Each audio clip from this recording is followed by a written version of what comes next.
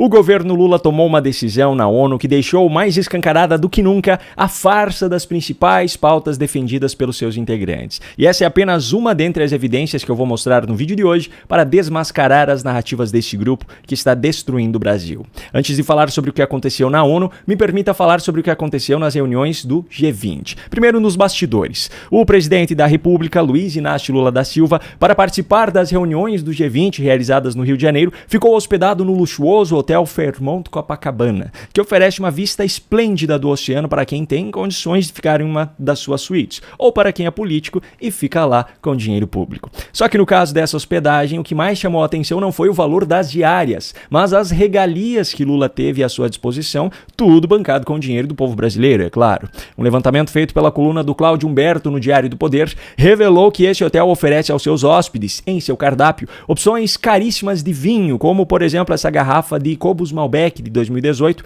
pelo preço de R$ 9.800. Agora, mesmo que Lula não tenha bebido, não se preocupe, pois como amante de carnes, ele tinha à sua disposição pratos como o Tomahawk maçaricado, pelo preço de R$ 740.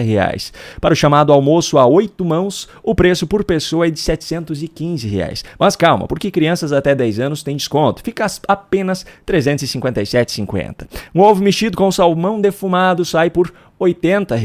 Mas se o presidente escolheu sem o salmão, apenas o ovo, aí o custo foi de 55. E sabe o que é mais irônico de tudo isso? Enquanto desfrutava de pratos pelo valor que muitas famílias brasileiras gastam por mês em alimentação, Lula participou das reuniões do G20, que teve como um de seus principais acontecimentos o estabelecimento da Aliança Global contra a Pobreza e a Fome.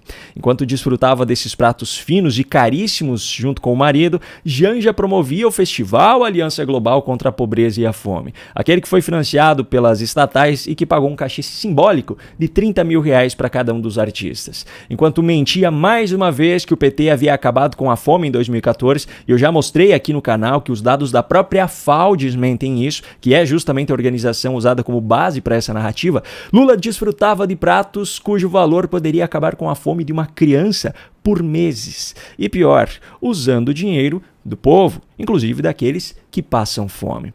As palavras podem até convencer, como no ditado, mas o exemplo arrasta, e o de Lula arrasta para o inferno. E por falar em G20, a primeira-dama brasileira deu mais uma demonstração da sua classe e do seu preparo para estar nessa posição.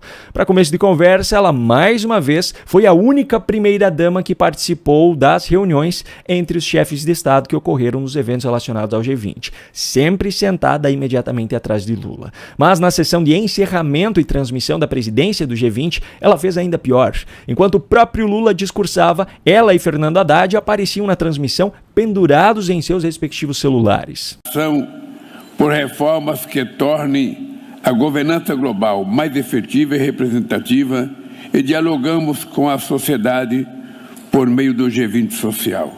Exatamente 2 minutos depois disso, Fernando Haddad já havia largado o seu, mas Janja ainda continuava mexendo no seu celular, tanto que o ministro das Relações Exteriores do governo Lula, Mauro Vieira, já olhava para a tela para ver o que havia de tão interessante para prender a atenção da primeira-dama daquele jeito. Desafios que o mundo tem que enfrentar. Depois da presidência sul-africana, todos os países do G20 terão exercido pelo menos... E quando ela finalmente largou o celular, apareceu na transmissão ao vivo do evento, cutucando os ministros que estavam ao seu lado para comemorar o sucesso que eles acham que foi a realização do encontro do G20 no Brasil, antes mesmo de Lula terminar o seu discurso. Agradeço a todos os que contribuíram com a presidência brasileira, em especial as pessoas que trabalharam para viabilizar os resultados que alcançamos. Desejo ao companheiro Ramaphosa todo o sucesso na liderança do G20. A África do Sul poderá contar com o Brasil para... Bom, por falar em Janja, que é uma das principais defensoras das pautas feministas no Brasil, o próximo assunto é justamente a prova de que essas narrativas não passam de uma grande farsa para conquistar votos. Enquanto diz defender aqui no Brasil os direitos das mulheres, a igualdade de gênero, o combate à violência e ao discurso de ódio, a democracia e todas as pautas que você já cansou de ouvir, o governo Lula tomou uma decisão na ONU que deixa escancarado o quanto essas narrativas não passam de farsas criadas para conquistar votos. Nessa quarta-feira, quarta-feira, 20 de novembro, a Organização das Nações Unidas analisou uma resolução que condena o Irã pela repressão contra mulheres, pela violência usada para silenciar manifestantes e pela onda de penas de morte estabelecidas pelas autoridades em Teherã.